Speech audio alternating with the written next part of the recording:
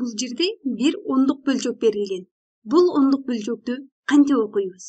Эгерде сөз түрүндө жаза турган болсок, анда бул санды кантип жазып түшүндүрөбүз? Анда эмесе кеттик. Сандардын разрядына карайбыз. Бул жерде сандын ондук бөлчөктүн бүтүнү 0. Демек жазып алабыз 0 бүтүн. Бул сандын бүтүнү 0. 0 бүтүн деп жазып алабыз. Бүтүн. Ал эми ондук үлүшү.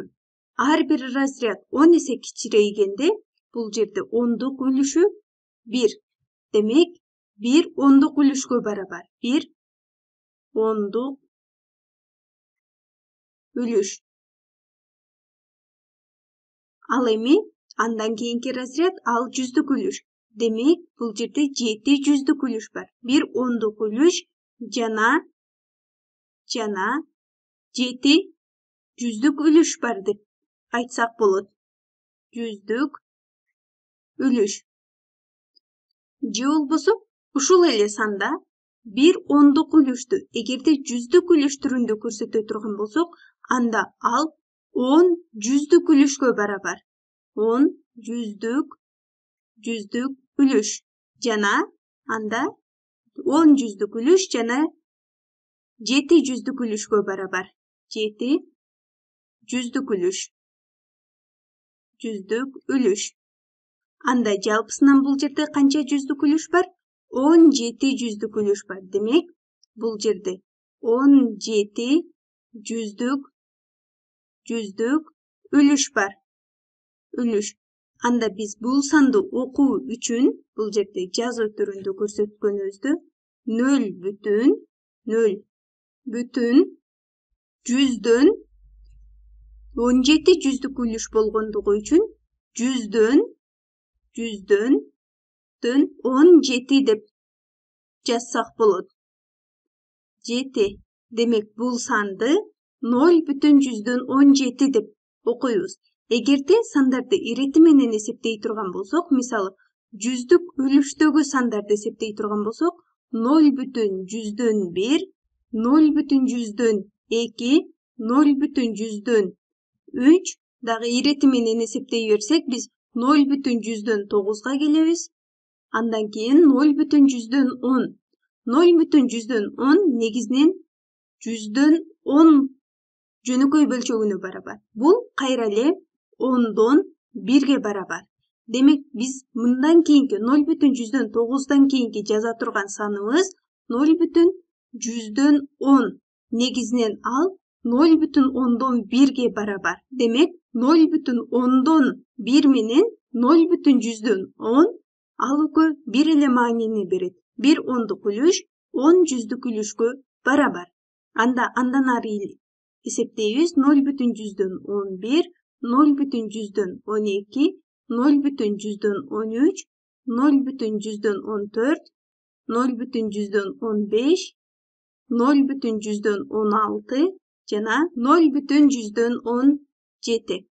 Биз анын жазылышын көрсөттүк. Ал 0 бүтүн жүздөн 17 деп окуйбуз. Анда дагы бир мисал көрөлү.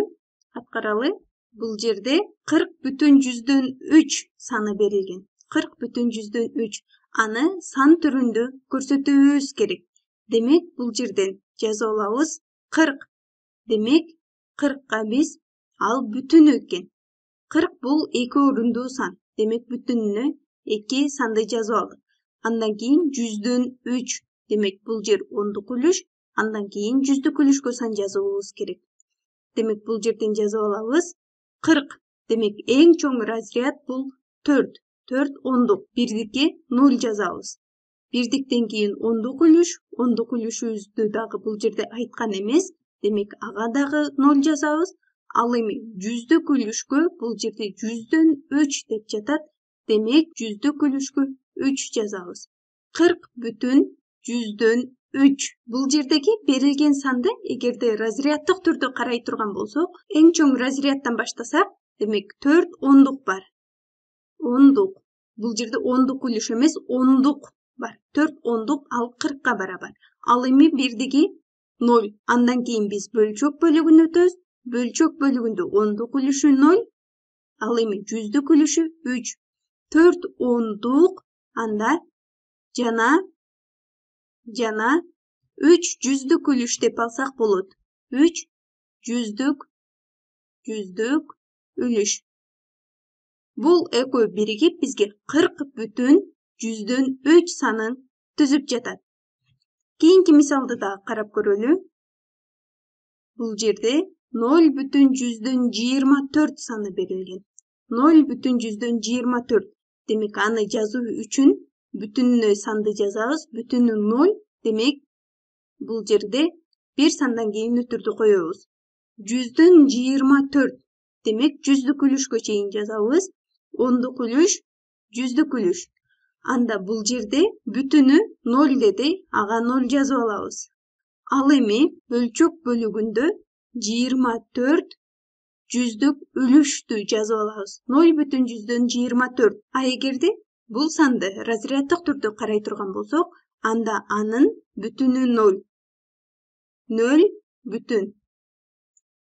Анда бул жерден айта алабыз, бул санды түзүүдө 2 ондук үлүш.